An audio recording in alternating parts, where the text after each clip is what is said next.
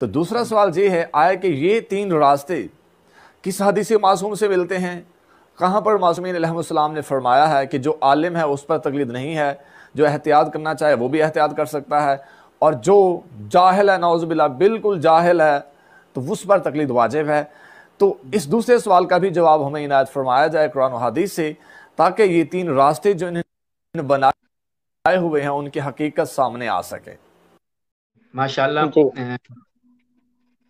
جی، سب سے پہلے جو ہے وہ عرض ہے کہ جس طرح سے پہلا ان کا سوال جو ہے وہ غلط تھا کہ عقائد میں تقلید کیوں نہیں ہوتی، کیونکہ تقلید کہتے ہی عمل کو ہے، مقام عمل میں ہے۔ تو وہ ایک بندہ یہ سوال کرے کہ ایک چیز کا تعلق کیٹیگری عمل سے ہے، وہ عمل والی کیٹیگری پوچھ رہا ہو کہ ان چیزوں کے متعلق جس کا تعلق دل سے ہے، انسان کے ایمان اور عقیدے سے ہے، تو یہ سوال بالکل کیا ہو جاتا ہے، غلط ہو جاتا ہے پہلا سوال بھی۔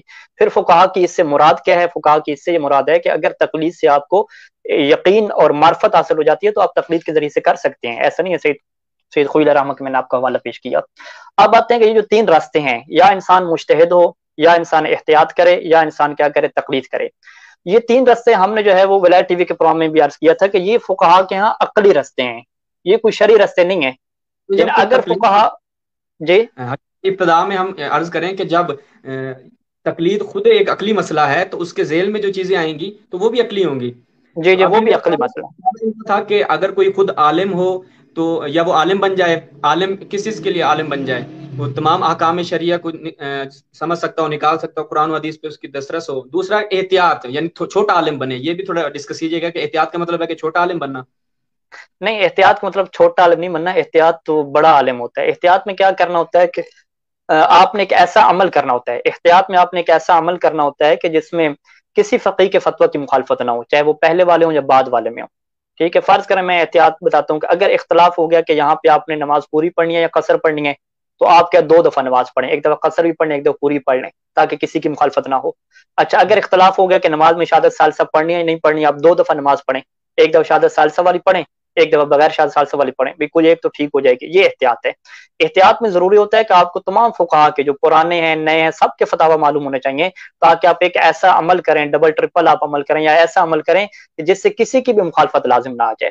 اور یہ کام جہاں مشکل ہے وہیں پہ اس کام کے لیے بہت زیادہ کیا محنت کی ضرورت ہے کہ آپ تمام فقہا کے فتاوی چیک کریں، پھر ان کو آپ جمع کریں، پھر آپ ایک ایسا رستہ بنائیں، ایک ایسا عمل بنائیں ڈبل ٹرپل کر کے جس میں کسی کی کیا ہو، مخالفت نہ ہو۔ یعنی ایک ایسا عمل کریں کہ وہ والا فتویٰ ٹھیک ہوا تو اس کے مطابق بھی ہو جائے، یہ والا ٹھیک ہوا تو اس کے مطابق ٹھیک ہو جائے، وہ والا ٹھیک ہوا تو اس کے مطابق۔ یہ اس سے کیا کہتے ہیں، احتیاط کہتے ہیں۔ بہرحال ہم اس کی طرف نہیں جاتے کہ احتیاط کو انہوں نے معنی صحیح بتایا یا نہیں بتایا۔ احتیاط جو ہے وہ مشکل کام ہے، اور بعض کا تو احتیاط ہوتی ناممکن ہے کہ جب ایک فرض کریں فتویٰ ہو کہ یہ چیز واجب ہے، دوسری کیا کہہ رہی ہو، حرام کہہ رہی ہو، اس میں احتیاط کیسے کرے بندہ؟ وہاں پہ احتیاط ہو ہی نہیں سکتی۔ تو وہاں پہ آپ کو یقیناً یا خود تحقیق کرنی ہوتی ہے، یا آپ کو کیا کرنا ہوتا ہے، کسی فقیہ کی کیا تقلید میں آنا ہوتا ہے۔ تو سب سے پہلے میں عرض کر دوں کہ یہ جو کہا جاتا ہے کہ آپ تقلید کو قرآن و سنت سے ثابت کریں، یہ آپ کا سوال غلط ہے۔ یہ تب کہا جاتا ہے جب فقہا تقلید کو وجوب شرعی کہہ رہے ہوتے ہیں۔ تمام فقہا تقلید کو وجوب عقلی کہتے ہیں۔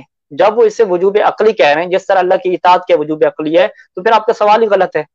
ٹھیک ہے، دیکھیں نماز کا وجوب کیا ہے، شرعی ہے، روزے کا وجوب کیا ہے، شرعی ہے، لیکن تقلید کا وجوب، اجتہاد کا وجوب، احتیاط کا وجوب، یہ کیا شرعی نہیں ہے، یہ عقلی ہے۔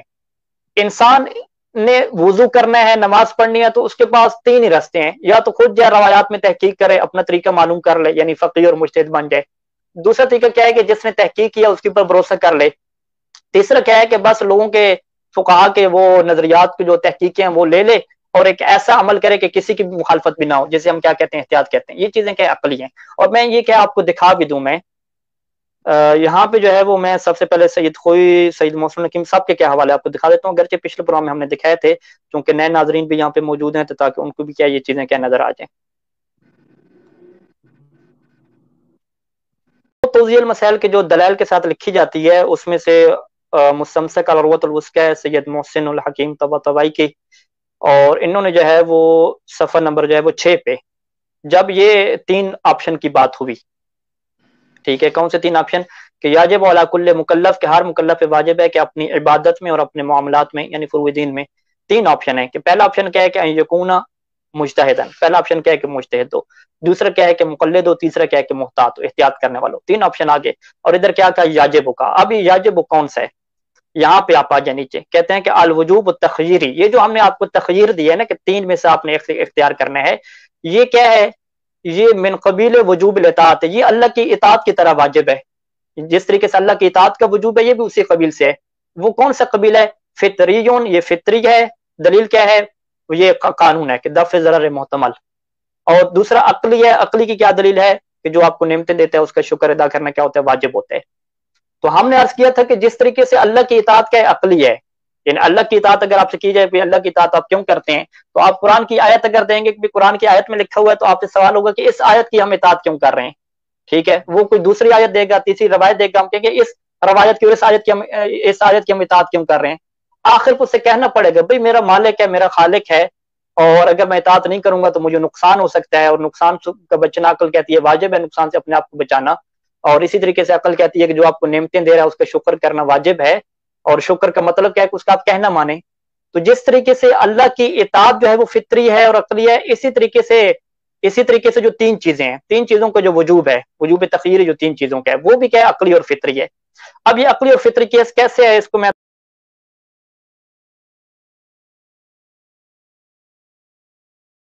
इंसान के सामने ये बात तो कन्फर्म है कि उसने शरीयत की पाबंदी करनी है, बहुत सारे उसके ऊपर वाजिबात हैं, बहुत सारे मुहर्रमात हैं। अब वो कैसे इल्म हासिल करे? इमाम ज़माना से तो वो पूछ नहीं सकता। पहला रास्ता तो उसके पास यही बचता है कि वो खुद तहकीक करे। रवायात अहले बैत अलैहिस्सलाम जो गैर मासूम रावियों ने, गैर मासूम मुहद्दिसीन ने लिखी हैं, उनके अंदर तहकीक करे और खुद से क्या निकाले हुक्म शरी को। इसे हम क्या कहते हैं? इज्तिहाद कहते हैं, यानी मुज्तहिद बन जाए। दूसरा रास्ता क्या है कि जिसने हुक्म शरी समझा हुआ है उसके ऊपर भरोसा कर ले। तीसरा रास्ता क्या रहता है? वो इख्तियार का रहता है। तो ये अक्ली चीज है। अगर वो ऐसा नहीं करता, इन 3 में से कोई एक ऑप्शन को इख्तियार नहीं करता, तो उसको ये खटका लगा रहेगा कि हो सकता है मैं जो अमल कर रहा हूँ, तुक्के मार रहा हूँ, हो सकता है ये अमल बातिल हो। जब ये अमल बातिल होगा तो हो सकता है, क्या हो सकता है कि अल्लाह मुझे अजाब दे दे। लिहाजा अल्लाह के अजाब से बचने के लिए मुझे 3 रास्तों में से किसी एक रास्ते की तरफ जाना है। तो अल्लाह के अजाब से बचने के लिए जो उसे अक्ल कह रही है, ये वजूब क्या है? फितरी है, उसकी फितरत उसे कह रही है। इसी तरीके से क्या है? अल्लाह की जात क्योंकि मुनइम है, इनाम देने वाली है, लिहाजा उसकी इताअत करनी है।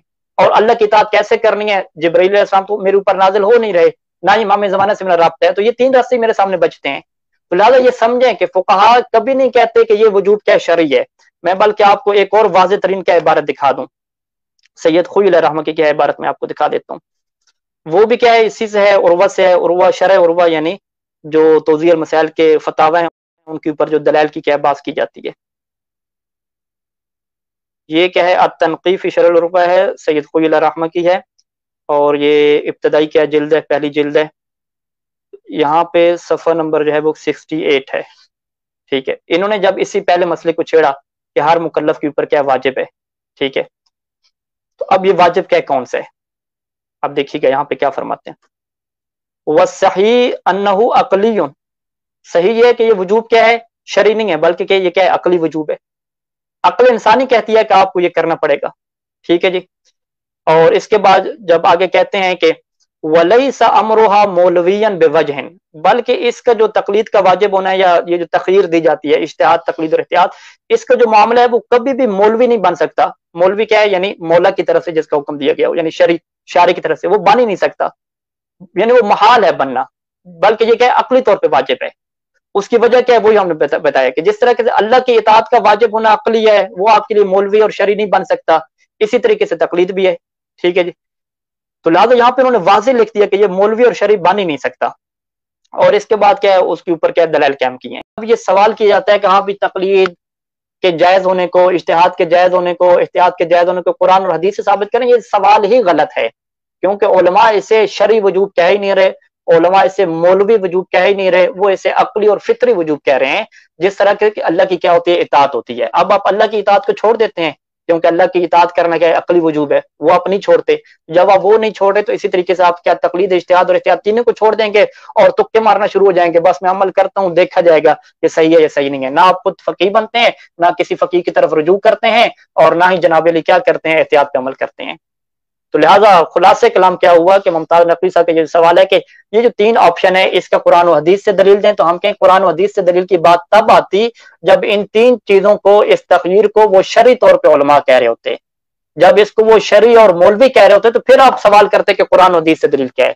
जब वो इसे फितरी और अकली कह रहे हैं अल्लाह की इताअत की तरह, तो फिर कुरान और हदीस से दलील मांगना ही کیا ہے غلط ہو جاتا ہے، سوال ہی آپ کا کیا ہو جاتا ہے غلط ہو جاتا ہے۔